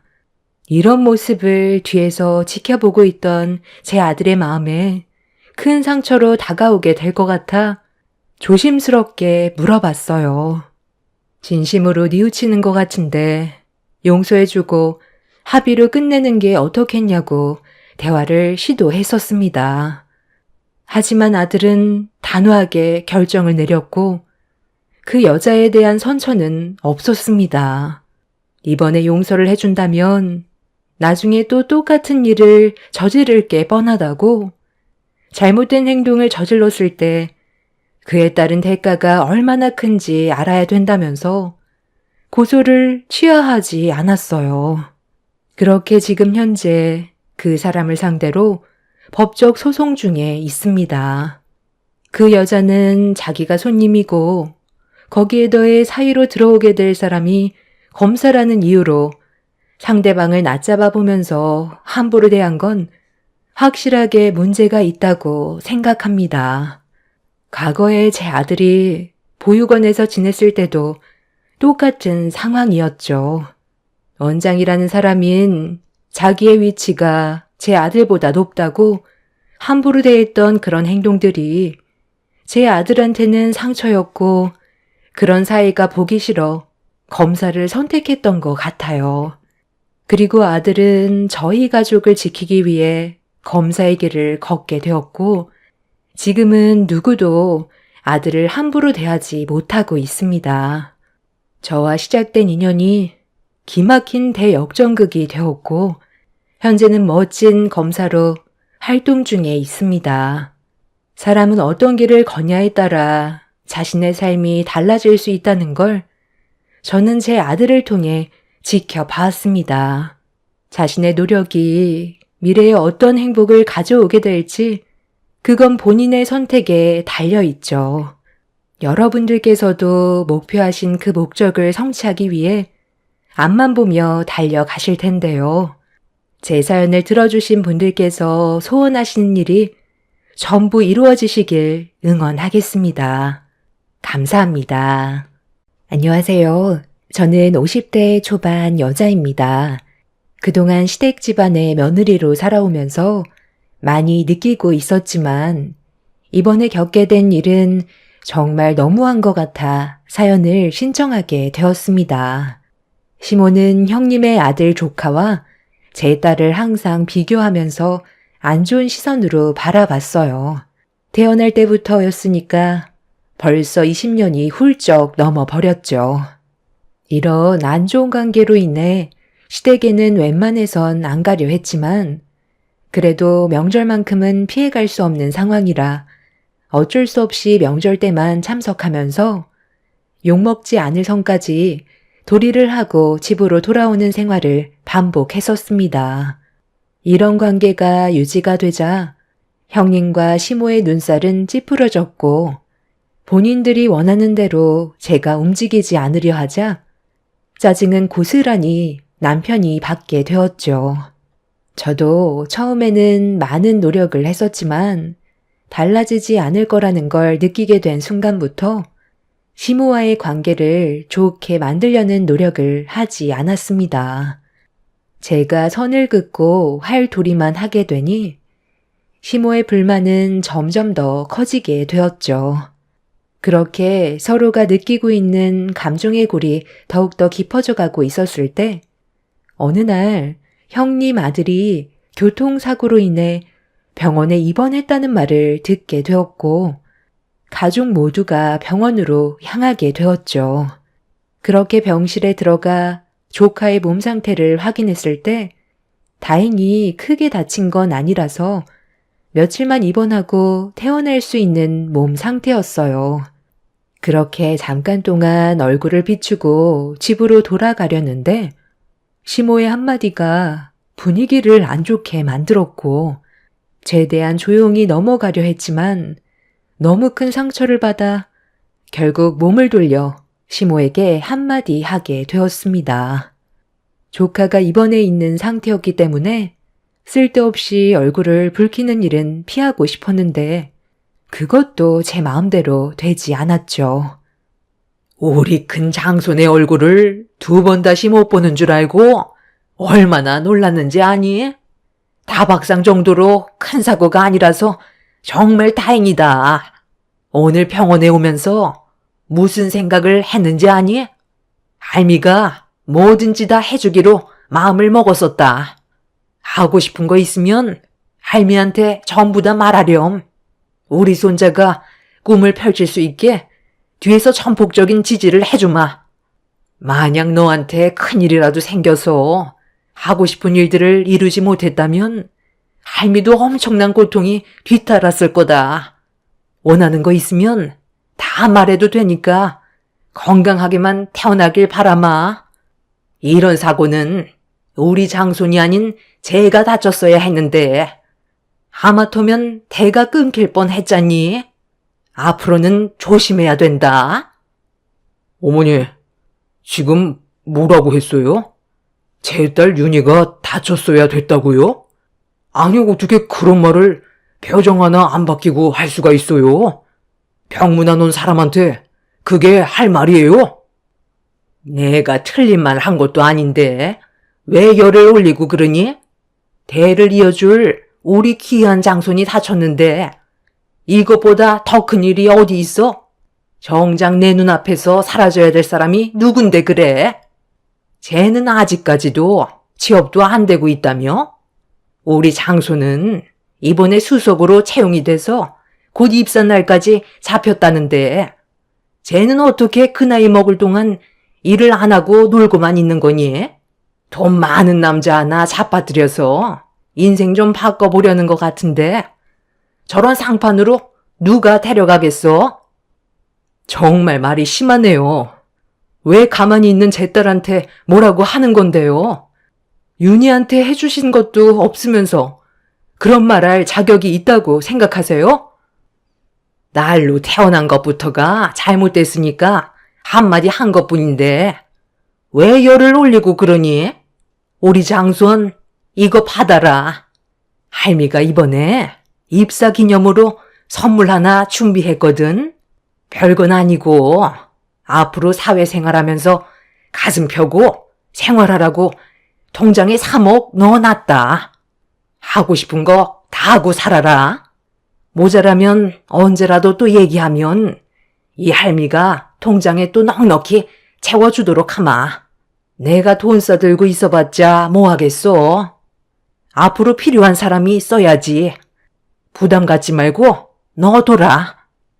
어머나, 어머님, 갑자기 이런 큰 선물을 불쑥 내미시면 어떡해요? 3억을 주실 거라곤 상상도 못했어요.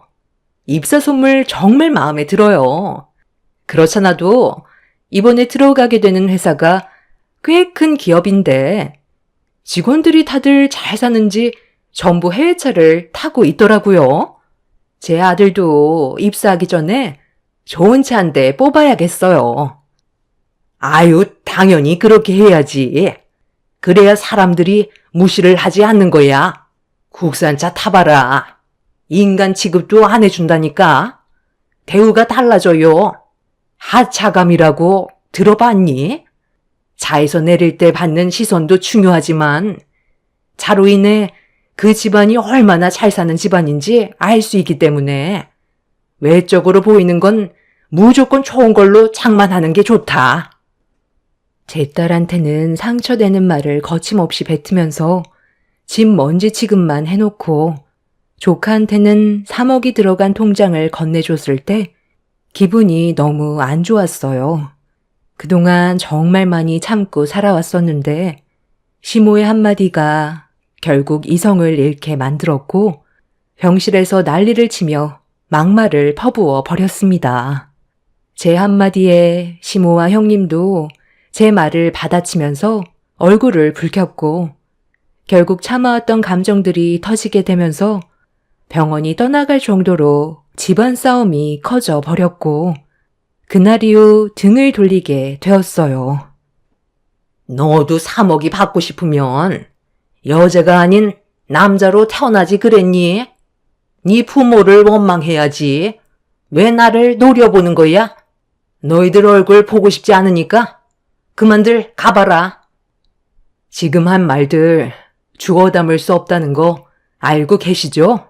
오늘 이 시간 이후로 지긋지긋했던 악연 끊어내 버릴 거고 2번 다시 얼굴 볼 일 없을 겁니다. 아이고, 제발 그렇게 해주면 안 될까? 동서가 우리 집안에서 없어져야 평화가 찾아오지.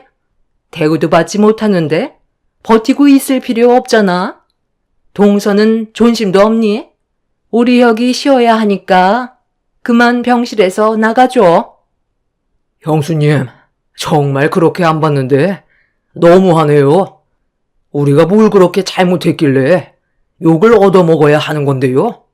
혁이가 교통사고 났다는 말에 걱정돼서 찾아왔는데 어떻게 우리한테 그런 막말을 할 수가 있어요?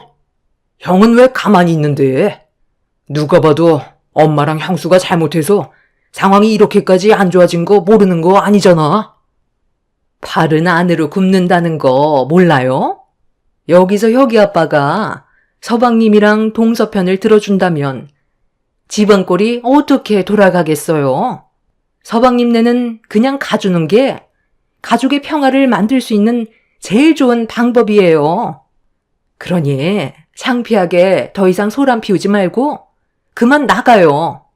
우리 혁이가 지금 많이 불편해하는데 언제까지 있을 거예요? 그래, 일단 그만들 돌아가라. 여기 있어봤자 서로 싸우기밖에 더 하겠어? 어떻게 된 게 얼굴만 보면 못 잡아먹어서 안달이야? 우리 손자 병실에까지 와 이 난리를 쳐야 돼? 그래, 당장 나가라. 너도 네 애미 따라 내 눈에 띄지 마라. 한 번만 더 내 앞에 나타나면 그땐 머리털 다 뽑힐 줄 알아. 만년치중생에 능력도 없고 얼굴도 못생겨가지고 결혼은 할 수 있겠니? 내가 처음부터 얘기했었지.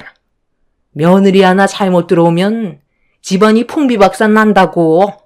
오늘 너 때문에 내 아들과 인연 끊게 생겼다. 아들 손자 낳아달라고 그렇게 얘기했었는데 내 말을 무시하고 손녀딸 하나 낳고 땡쳤으면서 뭘 잘했다고 어디서 큰 소리야?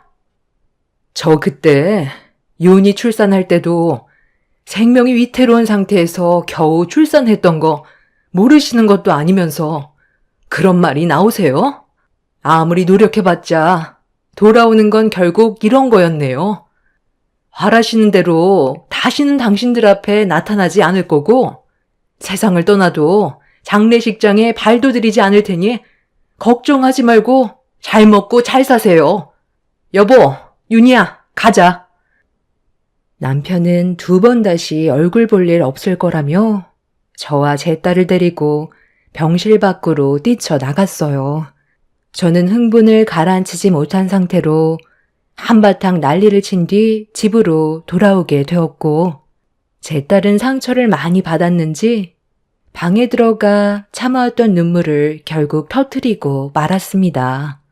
남편과 저는 그날 이후 2번 다시 시댁 식구들의 얼굴을 보고 싶지 않았어요.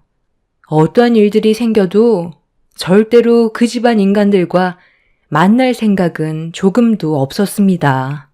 그렇게 저희 가족은 모든 연락수단을 전부 다 차단해 버렸고 혹시 모를 일들이 생기게 될까봐 집까지 내놓게 되었죠. 그들의 도움이 없어도 충분히 잘 먹고 잘 살아갈 수 있기 때문에 굳이 얼굴을 보게 되는 일들을 만들고 싶지가 않았습니다. 시댁 집안과 저희 집의 거리가 먼 것도 아니고 걸어서 20분이면 도착하는 거리이기 때문에 오다 가다 마주칠 확률이 높아 그런 것도 없애버리고 싶었어요.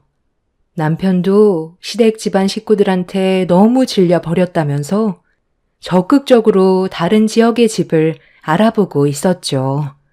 그렇게 시간이 흐르고 이사 날짜까지 확정받은 상태에서 짐을 정리하고 있었는데 딸이 늦은 저녁 시간에 잠깐 나갔다 오겠다면서 외출을 했어요.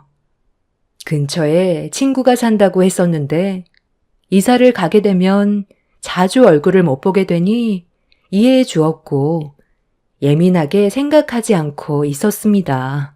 그런데 어느 날부터인가 외박을 너무 자주 하길래 좀 신경이 쓰이기 시작하더군요. 그래서 조심스럽게 만나는 사람이 여자인지 남자인지 확인해 보려고 물어보는 순간 남편과 저는 딸의 입에서 나온 한마디에 너무 놀라 입을 다물지 못하고 있었어요. 그동안 늦은 저녁 외박을 했던 이유는 남자를 만나고 있었다는 거였고 교제한 지 2년이 넘어간다는 말을 듣게 되었죠. 예상하지도 못했던 대답을 듣게 된 터라 할 말을 잃어버려 어떻게 말을 해줘야 될지 모르겠더라고요. 그런데 제 딸은 놀란 저에게 결혼까지 생각하고 있다면서 최대한 빠른 시일 내에 식을 올리고 싶다는 말까지 했고 얼굴빛이 사색이 된 저희 부부는 일단 어떤 남자인지 만나보는 게 좋을 것 같다면서 집으로 초대를 하게 되었습니다. 그리고 며칠 뒤 딸의 말처럼 진짜 건장한 남자를 집으로 데려왔어요. 너무 갑작스럽게 일이 벌어져서 많이 당황스러웠었죠. 이사를 가야 되는 상황이라 집안 꼴이 말이 아니었기 때문에 집 근처에 분위기 좋은 곳으로 자리를 옮겼고 그렇게 모두가 둘러앉았는데 제 딸과 만남을 가지고 있던 남자는 결혼까지 진심으로 생각하고 있다면서 연인이 되었던 상황을 설명해 주었어요. 2년 전에 제 딸이 카페에서 아르바이트를 하고 있었는데 매장 앞에서 충돌 사고를 목격했고 차에서 내린 남자는 오토바이에서 넘어진 남자 보고 괜찮냐고 몸 상태를 살펴보며 난감해하는 얼굴로 어디론가 전화를 하고 있었어요. 그런데 사고로 오토바이에서 넘어진 남자가 현금을 요구했고 조용히 처리하기를 바란다고 하길래 현금을 빼서 주려는 걸 제 딸이 목격하고 사고가 난 현장으로 달려가 현금을 건네주려는 걸 가로막았어요. 그리고 오토바이에서 넘어졌던 남자를 가리키면서 일부러 돈을 갈취하려고 부딪힌 거라며 카페 앞에 CCTV에 다 녹화가 돼 있다고 그 자리에서 경찰에 신고를 했고 범행을 계획한 그 사람은 상습범이라는 걸 알 수 있었습니다. 그 남자에게 도움을 줬던 제 딸은 그날 이후 조금씩 가까워지고 있었는데 그런 만남이 2년간 지속이 되었고 이미 상대 집안에는 벌써 인사까지 드렸다는 걸 듣게 되었죠. 딸은 제가 걱정을 할까봐 그동안 조심스럽게 만나고 있었는데 딸과 만나던 남자가 프로포즈하고 그 집안에 인사까지 드리게 되자 더 이상 숨길 필요가 없다고 생각했는지 저에게 거침없이 옆에 앉아있는 남자가 가지고 있는 좋은 점을 설명해 주었죠. 그 모습을 보고 있는데 딸도 좋은 남자 만나 행복하게 사는 모습을 보고 싶었어요. 제가 결혼을 반대할 이유도 없었고 벌써 인사까지 드린 뒤 결혼을 허락받았다는 말에 더는 고민하고 싶지도 않았습니다. 남편도 저와 같은 생각을 가지고 있었는지 앞으로 둘이 잘 됐으면 한다고 좋게 대화를 풀어나갔어요. 그렇게 둘의 결혼을 위해 상견례를 하게 되었고 예비 사돈분들께선 저희 집안과는 비교도 안 될 정도로 좋은 풍채를 가지고 있었습니다. 그리고 제 딸을 아주 좋게 봐주셨는지 예비 사이가 제 딸과 만나는 동안 단 한 번도 얼굴에 미소를 잃은 적이 없었다면서 옆에 꼭 있어줘야 할 배우자감이라며 제 딸에 대한 칭찬을 아끼지 않으셨네요.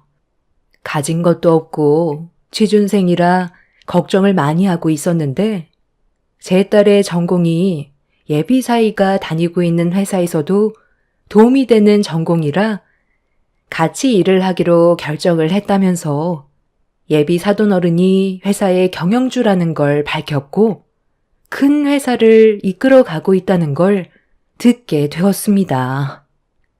그러니까 제가 지금 듣게 된 걸 정리해보면 예비 사돈어른께서 회사의 대표시고 그 밑에서 예비 사이가 경영일을 배우고 있다는 말씀이신데 아무리 제 딸의 전공이 회사에 도움이 되는 전공이라곤 하지만 저희 집안은 보시다시피 부유하지도 않고 지극히 평범하게 살아온 집안입니다.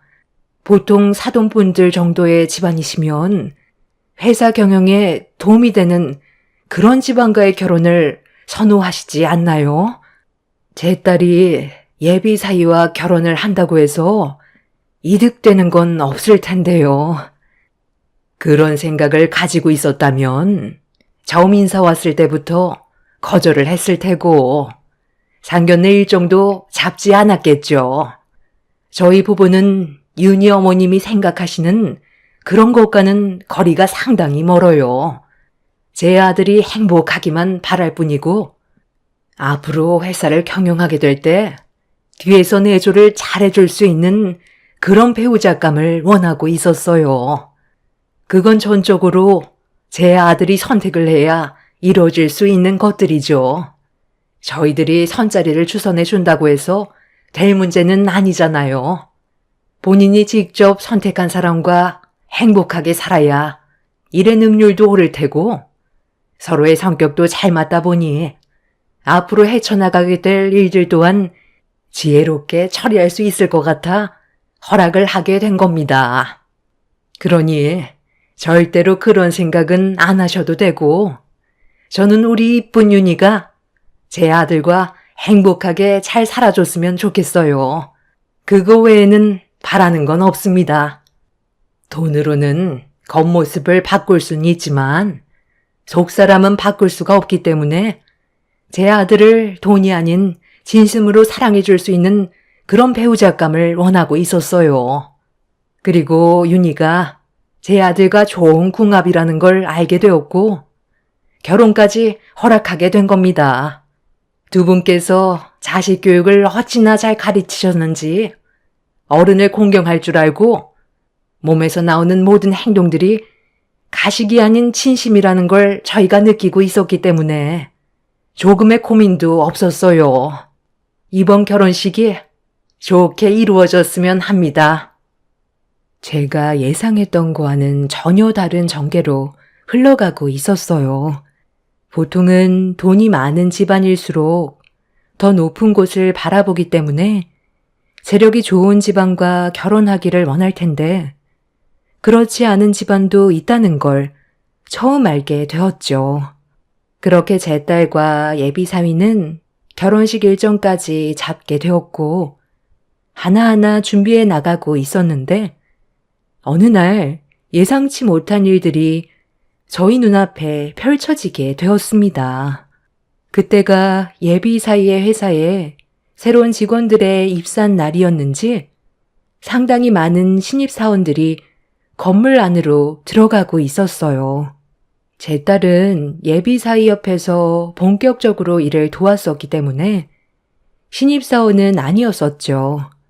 어떤 회사인지 궁금했었던 저희 부부는 상당히 큰 건물을 보고 많이 놀랐었어요. 한순간에 제 딸의 인생이 바뀌어버려 눈앞에 보이는 현실이 꿈만 같았습니다.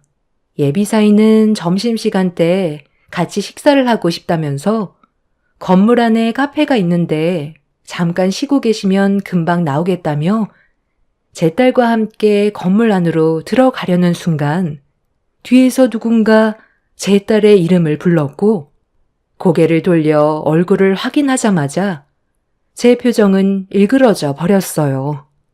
시댁 식구들이 전부 저희 앞에 서 있었고 불쾌한 얼굴을 하고 있었습니다. 너희들이 여기는 어쩐 일이니? 설마 내 장손이 오늘 이 회사에 입사한 날이라서 축하해주러 온 거냐?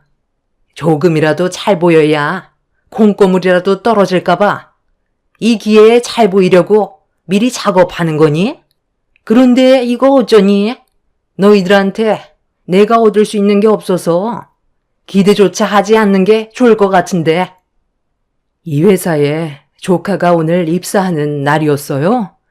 저희는 그런 건 전혀 모르고 있었거든요.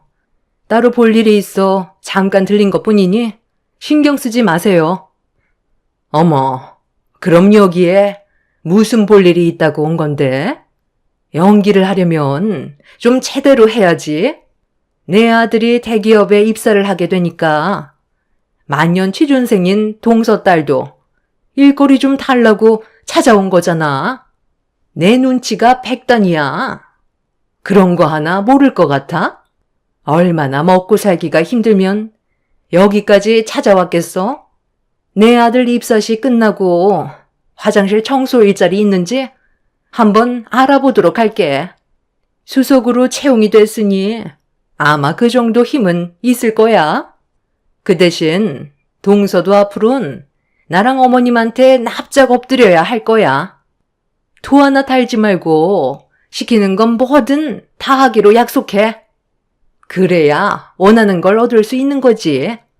쓸데없는 자존심 내세워서 또다시 얼굴 붉히게 하는 일은 없었으면 좋겠어. 오늘은 내 아들이 입사하는 좋은 날이니까 최대한 좋게 해결하고 싶거든.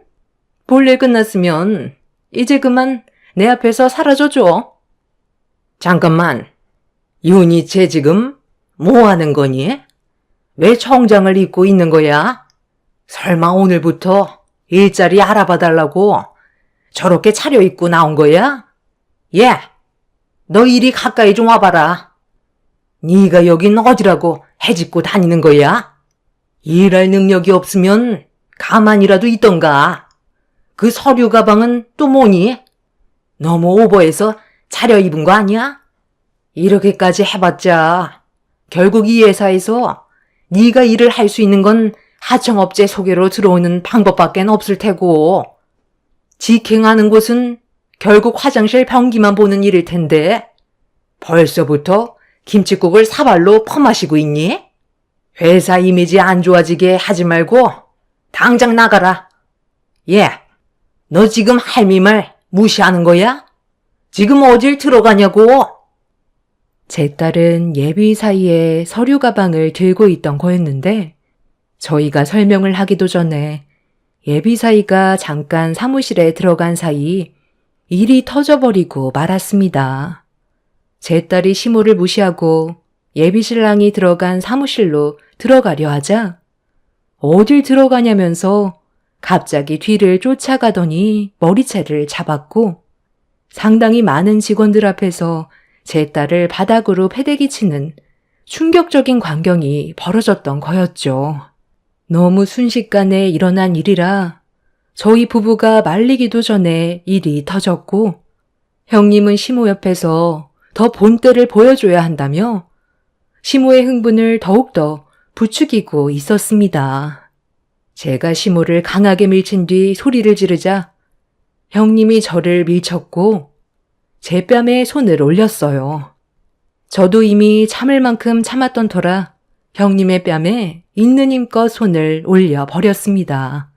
조카가 중간에서 저와 형님을 말리고 있었는데 시모가 제 딸의 머리채를 잡으려 하자 남편이 시모를 온몸으로 막아섰고 그 사이 사무실에서 나온 예비 사이가 회사 안에서 벌어진 충격적인 광경에 놀랐는지 소리를 질렀습니다.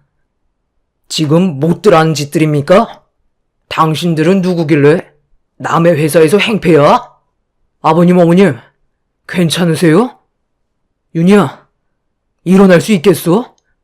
누가 이랬어? 방금 뭐라고 그랬어? 아버님, 어머님? 쟤는 또 어디서 굴러 들어온 놈이야? 아주 끼리끼리 잘들 노는구만. 쟤도 여기 청소해주는 하청업체 직원 아니야? 그새 남자 하나 꼬드겼어? 그 애미의 그 딸이라더니. 내 아들도 꼬리쳐서 데리고 가더니 비는 못 속인다고 남의 회사에서 기를 부리고 있어? 김대리, 내가 분명 외부인 출입 못하게 하라고 몇 번이나 얘기한 것 같은데 저 사람들은 도대체 여긴 왜 들어온 거야? 당장 업무 방해죄로 고소하고 우리 집안 식구들한테 피해를 준 부분에 대해서도 변호사 선임해서 법대로 소송 절차 밟으세요. 선처는 조금도 없으니 무조건 법으로 진행할 겁니다. 어머님, 지금 분위기가 좀 안 좋은 것 같은데 일단 상황 파악부터 하는 게 좋지 않을까요?